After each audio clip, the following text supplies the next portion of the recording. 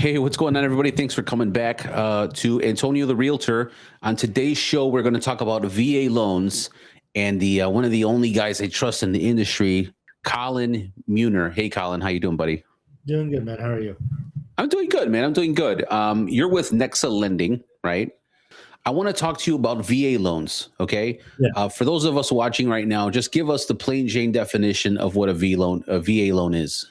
So a VA loan is a veteran administration loan. That's a government-backed loan, backed by the government. So in the lending world and in the real estate world, for me, the majority of the deals that I see happening are conventional, and then it's FHA, and then it's VA.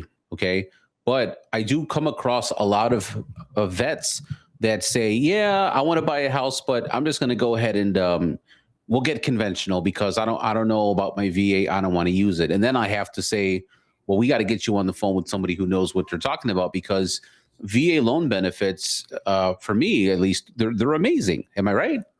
Oh yeah, absolutely. So just a quick key bullet points here on a VA loan is that if you are at least 10% disabled, you don't have to pay the funding fee.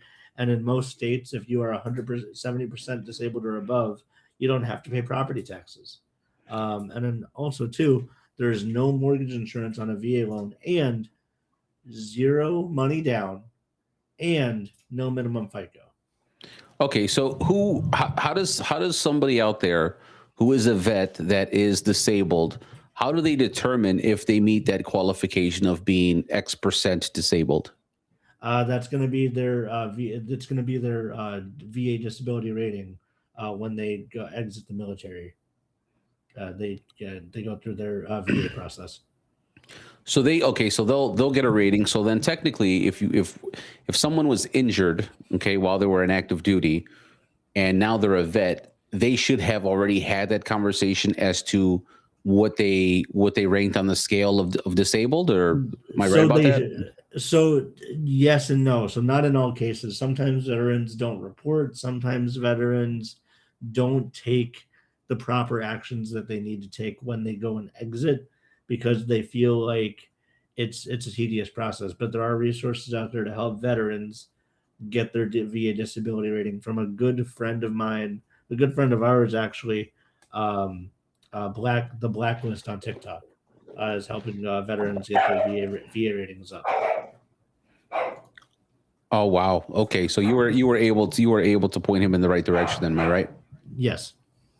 Okay, and then for those of you out there listening, that dog in the background is my precious Mr. Whiskey. He doesn't care that I'm online recording a video with my guy Colin right now, but we're gonna forgive him. We still love Mr. Whiskey anyway. So, okay, I want to go back to a couple of things that you had mentioned before. You said surviving spouse can use a VA, right? Mm-hmm. Let's talk a little bit again about the fee structure. I know there's no down payment for VA. Am I correct? Yeah. Yes, correct. Okay, there's no down payment. Closing costs. What should somebody that's using that VA loan expect when it comes to closing cost? So typically anywhere between 4 to 7%, depending on your state. And the reason why it's a range is because every state is different when it comes to property taxes.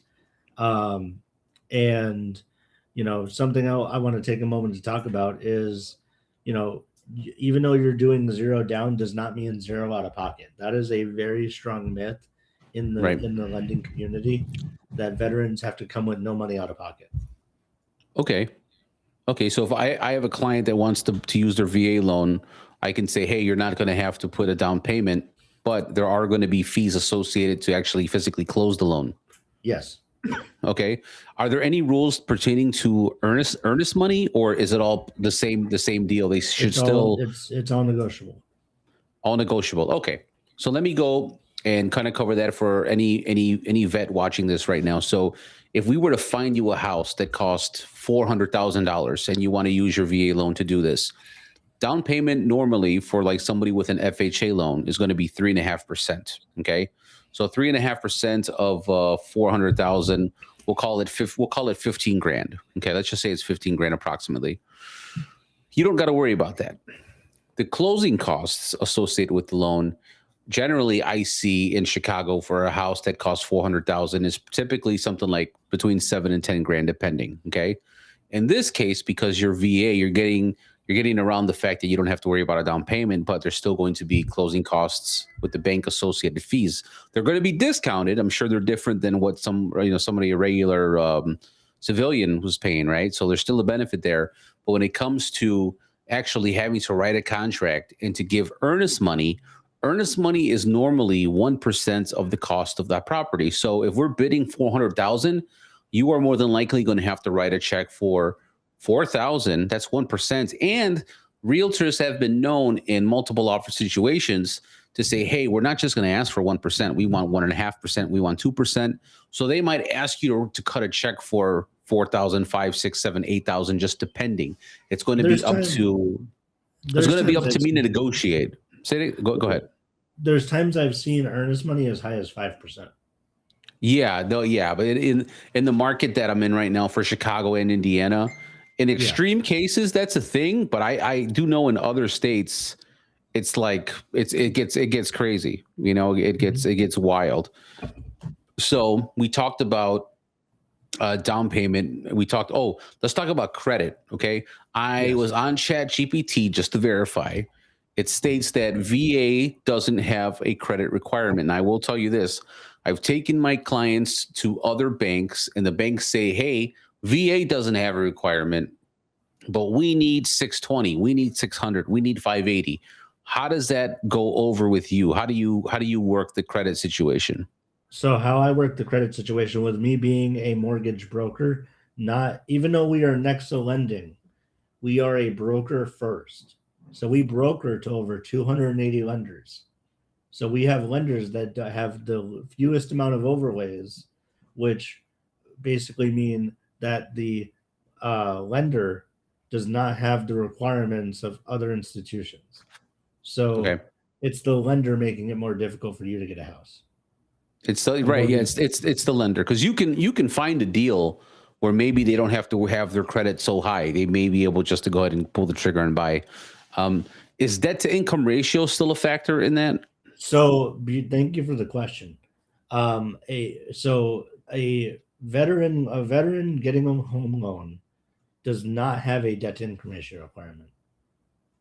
A veteran getting a home loan doesn't have a debt to income ratio requirement. So if they have a $600 car bill and if they have a $200 a month Visa bill, and for some reason they're like, you know what, I want to buy a house, and I have money in the bank to deal with earnest money, and I have money in the bank to deal with closing costs, that person more than likely will be able to buy a property. Absolutely. That's fantastic, man. They deserve it. They deserve it. I mean, everything they've been through, they deserve it, So here's the thing. I hear a stigma all the time of veterans need to have skin in the game.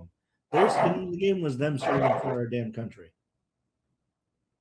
So for those that say that VA loans are not good for negotiating, the veterans earned that entitlement. It's an earned entitlement. They earned it. They sacrificed. So debt to income ratio doesn't matter. It's actually based on a residual income requirement. Okay, you said it's based on a residual income requirement. So you just need to make sure that they're making money every month so they can sustain the loan. Yes, exactly. Okay. Now, fantastic. So I do know that when veterans are considering to use their benefit, there is a form that you guys normally ask them for. Am I correct? Yeah. Yes. Okay. Two forms. Two forms. Okay. There's two forms. Go for it.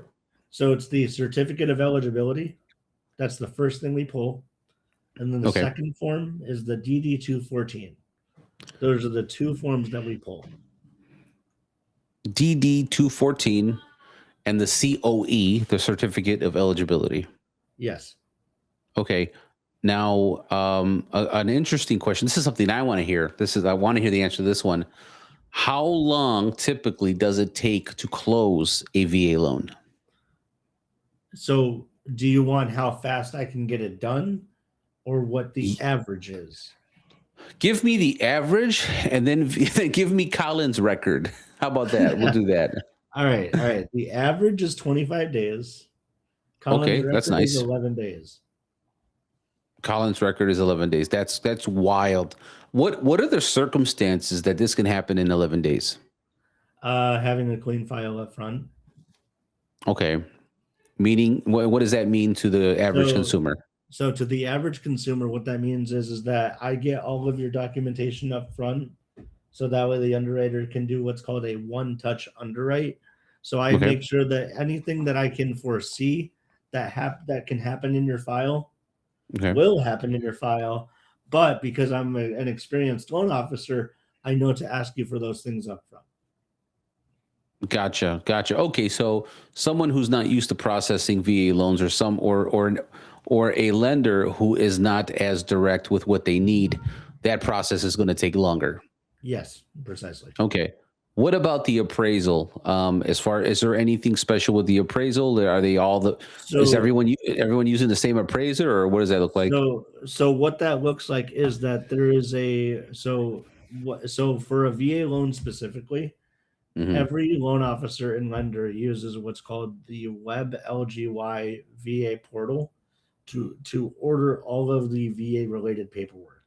So every appraisal is managed by the VA. It is not managed by an appraisal management company. It is managed directly by the VA. So we are at the mercy of the appraiser's timing. Wow. Okay.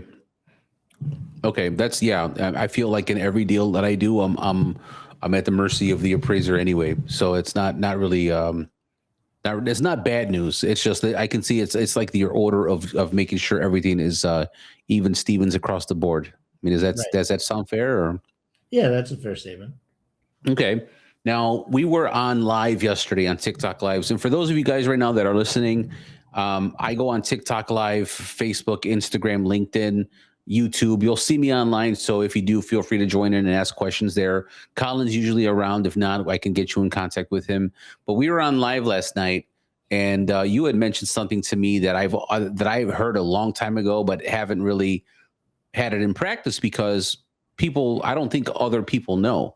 And you said that people who have used their VA benefit could use it multiple times. I would like to know from you, number one, what's the maximum number of times you know that you can use it, and what's the maximum number of times you've personally had somebody actually use it that you can vouch for? I've had 5 clients use it multiple times.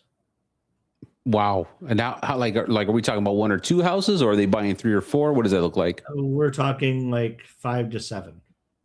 5 to 7.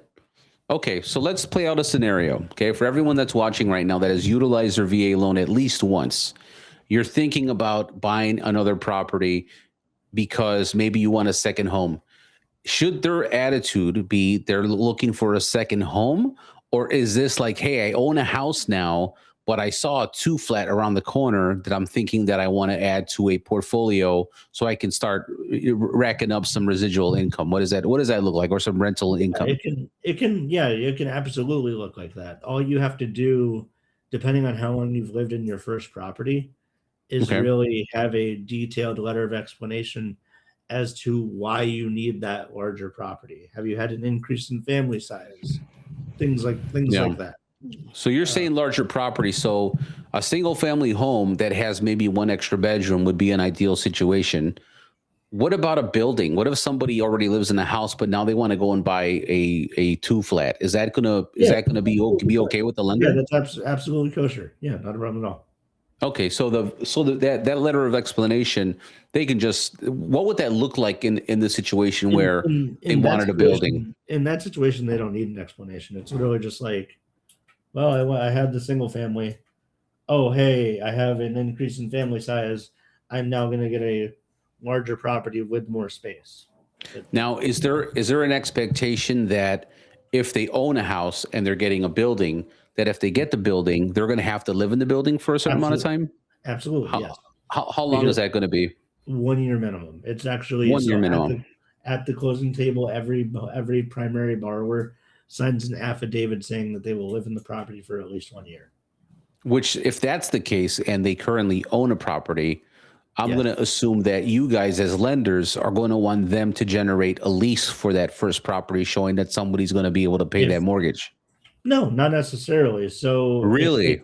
So if they qualify with the mortgage payment, no. Right. But if the DTI is that's income ratio isn't there for them and they want another property, you guys are going to have to cover that first mortgage, right? Yeah, so we would just get a lease and get a lease before closing and call it a day. Okay. So that's what I wanted to. That's what I was alluding to. Yeah. In Chicago, at least when I'm running into clientele, they're normally not used to just going buying house number two. They have to make sure house number one is covered. So having them know ahead of time that, hey, if you're going to do that, you are going to have to move into the next one, and you're going to have to show a lease, like maybe a family member can take over. And Yeah, a family member can't take over. And now here's the other thing too. The guidelines don't say that it needs to be a year lease. It can be a month to month lease. It is wow, assumed it is assumed that it will be continued for at least a year or more. wow, okay, cool. So if you were to say, hey, Antonio, go tell your client to whip up a lease because their cousin's taking it over, their cousin would take it over. Do you guys need to see like a deposit in a bank account showing Yes. that the money came from the cousin? So all terms of the lease must be satisfied before closing. Perfect. So you want them to not only have a lease, but be able to show that they could, Yes. that somebody's So already started paying for it. You need first month, last month security is typically what I've seen. Perfect. Okay, perfect. So for all of you out there that are listening and you all of a sudden you're like, "Oh, it's time. It's time to make the moves." Just know that there's steps to it and that you have to make sure that you satisfy every avenue. Hopefully you guys can use Mr. Colin here now. I'm going to pull up your screen a little bit to be a little bit larger. Colin is 860-849-2499. Is that your office or your cell? That's my direct personal cell phone. Direct personal cell phone. And we can't see your. Oh, that's your cell phone. Okay, that's your cell phone.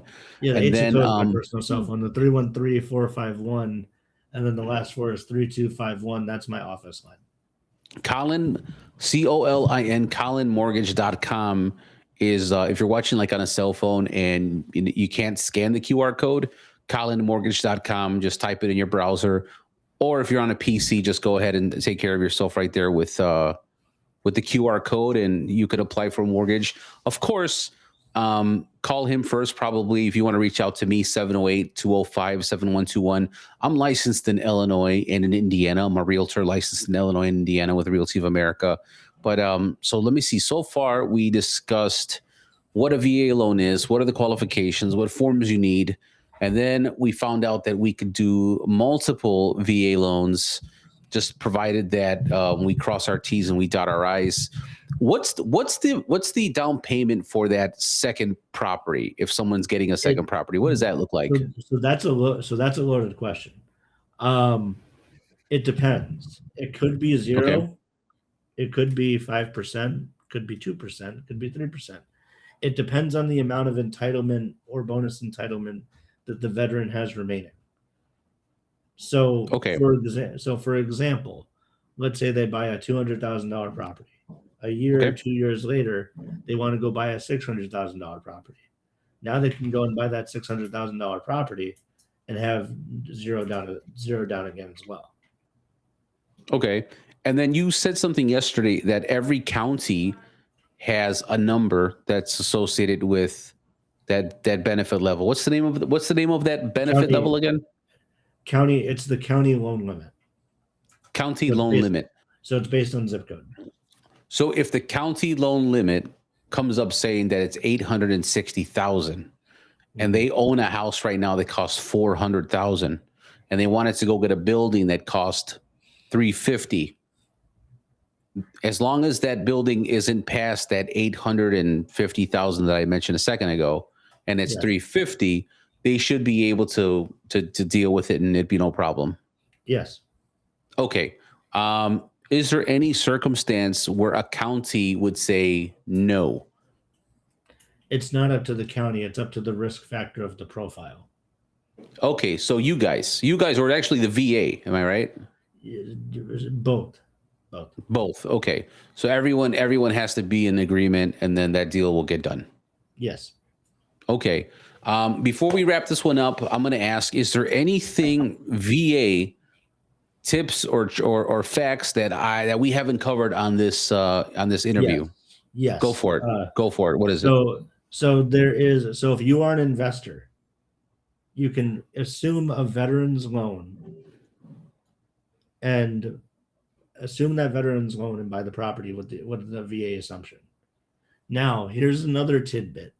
You can do a VA interest rate reduction loan on your previous primary residence if it's currently an investment property, even though you no longer live in that property. Okay, hold on, real quick. I want to backtrack. That very first, give us that very first point that you gave us again, really quick. Okay. Go ahead, go for it. If you are an investor, okay, you can buy a property from a veteran and assume their loan. The caveat is that seller, if you yourself are not a veteran, that seller's entitlement is tied up on that property. So if you are a non-veteran, you can go and assume a VA loan. So basically, if you're not a veteran, you're somebody who got deep pockets, and you know a guy that has a house, he's tired of it, he just wants to get rid of it, and he says, "Hey, I'll sell you my house. I'll let you assume the mortgage," right? Mm-hmm. They can step in and assume the mortgage. And for those of you that don't know what assuming a mortgage is, Colin, could you just give a really simple explanation of assuming a mortgage? So basically, let's say you just essentially take over. You take over the mortgage payments for that person, and the loan goes in your name at that original rate that the property was bought for. And at the time, so if they've had the mortgage for 8 years, they can just pick up from where that original loan left off. Exactly. Okay. Fantastic. And the only caveat to that for the vet is that they're locked up into what is it called? Their entitlement is tied up. Okay, so their entitlement is tied up. Now, what does that mean for that veteran, though? That means that veteran cannot go buy another property with a VA loan. Because they sold their house, they gave up the benefit to somebody else, meaning that they cannot do the multiple buy thing. Yeah, that's like one of the only exceptions to the multiple VA property. I understand why. I mean, they're giving away a great deal, from the government, which is, I get that. Yeah. Now, what's nice is for the veterans that are watching this, you can also assume a VA loan. Oh, veterans can also assume a VA loan. Yeah. It's like they're sharing the same benefit. Yeah, and the entitlement just gets transferred. Perfect. So, but they're not locked up on the entitlement, though, right? Correct. That's what I would assume not, because they're both veterans. Okay. Right. There was a second point that you had made, a second thing you went into. Did we cover that within all of that, or is that still part one? No, that was part one. So the second part that I had mentioned was about the interest rate reduction loan, like a refinance. Okay. So that was where if a veteran bought a home as their primary residence through a VA loan, went and bought another property as a new primary, they can then refinance that first home that was previously their primary and is currently an investment with a VA rate reduction loan refinance. That's amazing. Okay, good. That's good. It sounds to me like that's probably a once in a while situation that comes up, right? It's a one-off. Yeah, it's a very rare. It's a rare occurrence. Yeah. Okay. But it's a rare occurrence because nobody really knows it exists, that it's allowed. Okay. Yeah, no, that's fair. That's fair. Is there anything else in the world of VA that you think is worth mentioning right now, or do you think we covered basically everything? One more thing. There is a VA version of the FHA loan when you run out of entitlement and bonus entitlement. Oh wow! So give us that. What is that? So In a nutshell, it's basically like it's essentially a 3.5% down payment. It's basically the FHA loan, but for the VA, for the veteran specifically. So okay. So does that just mean that they're not going to see PMI on it? Yeah, no PMI and typically no funding fee. Okay, no PMI, no funding fee. Okay, so and that's actually something I think that we didn't mention in the beginning. Part of the VA loan magic is that you don't have to worry about private mortgage insurance. Private mortgage insurance is usually issued to the borrower if they're not putting down 20% on their purchase. On a FHA loan, you are having to get PMI. So what's the one up on FHA? It's that there's no PMI with a VA loan. I'm sounding correct, right? Yeah, no, it's just the way that your point that you made in general was good, but I understood what you meant. Okay, but you got it though, right? Yeah, I got it. Yeah, I got it. Okay, hopefully everyone else out there that's watching got it. So guys, if you're watching right now, I'm licensed in Illinois and in Indiana. And if you're a vet and you want to buy your first property, or if you want to buy your second, third, fourth, or fifth, sixth, seventh, or eighth property, I'm going to get you in contact with Colin, because Colin so far has been the only mortgage loan officer that has told me, hey, Antonio, just so you know, your vets can be doing bigger and better things. So Colin, I really appreciate you for sharing that with me. I really do. Couple extra nuggets if I can give some extra bonus content. Give it. There is unlimited seller credits and up to 4% seller concessions. So a veteran can have their debts be paid off from the seller as a part of the transaction. That's fantastic. Just waiting for Mr. Whiskey to stop going on his rant, but okay. Wow. So veterans can have their debts paid off in that transaction as a benefit. Yes. And you said it's up to 4%? No, so it's actually unlimited seller credits. Okay, so if I'm able to talk a seller to get into giving a veteran $8,000 and they have a bill with Visa for $2,000, we can have the title company cut a check, or the lenders cut a check to the Visa. Yes. All right. I mean, I think do you have any more secrets, Colin, that I didn't know about? We haven't talked about, man. There's a lot of things in the VA handbook. I feel like we'd be here all night. No, I got you, my friend. Well, hey, thank you so much, Colin. I really appreciate it. Let's give everybody your phone number one more time. What's your contact number? 860-849-2499. Okay, and then the email address? CME. Oh, no. I'm sorry. The website. Colin Mortgage, what was it? Or ColinMortgage.com. ColinMortgage.com. And then, guys, if you want to contact me, it's 708-205-7121. And hopefully, Colin, you get a phone call, man. I think with that data you gave out, I think people are going to have some questions for you. Awesome. That's what we're doing. All right, guys, don't forget to like and subscribe, follow, share the video. And, I think the comments in the comments section will do us a lot of good. So that would be good. Let Colin know how he did. And we'll see you guys in the next video.